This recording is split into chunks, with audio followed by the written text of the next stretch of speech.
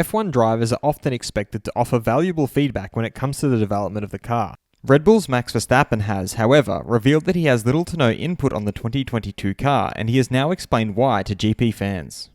I'm your host Dillon Shelley, and first up on Formula World, why Verstappen has no input on the 2022 Red Bull car. Verstappen began by expressing hope for better racing. "I just hope it's better for racing, to be honest. That's all we need, because the cars we have now, they are really tricky to follow. Of course, we've had some entertaining races, but I think it can only get better with cars that are better to follow." He added another important facet of the 2022 car's development. "To recover that downforce taken away will be very critical, and we will do that in the best way. We will be very competitive, so we will have to look at that." He then explained why he has minimal input. "It's very different, so I think it's very difficult to have any kind of input. It's down to the engineers, to the designers to come up with the fastest car they can think of and design. It's going to be very different, but let's hope for the best." He signed off by elaborating on the team's plans for the future.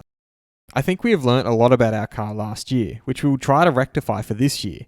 We can't do everything with the development tokens, but it's going to be an important year to perform.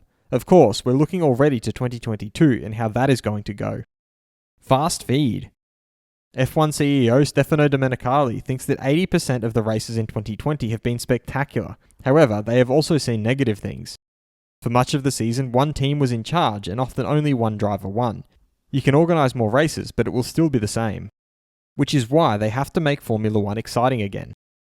Former F1 CEO Bernie Ecclestone has stated that Ferrari founder Enzo Ferrari was very special and helped him a lot. He taught Bernie that the sport is on the table and the business is under the table. He also revealed that he misses F1, especially doing deals with the organisers of some of the events and circuits. 2009 world champion Jenson Button has suggested that normal cars that run on petrol you're not going to be able to buy in 10 years' time. He further added that the future will always be in electricity in any form of motorsport. When you first step on the accelerator, you feel that speed, and then all the thoughts of a V8 engine go away.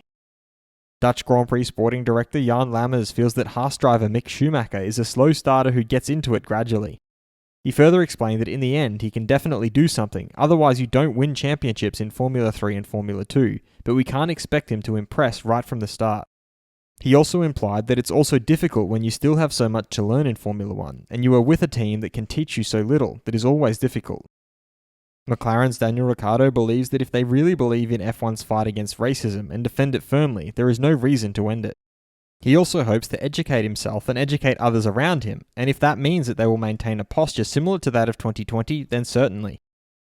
Red Bull's technical director Adrian Newey saw Red Bull as a startup team, something that really appealed to him when he was signed by the team.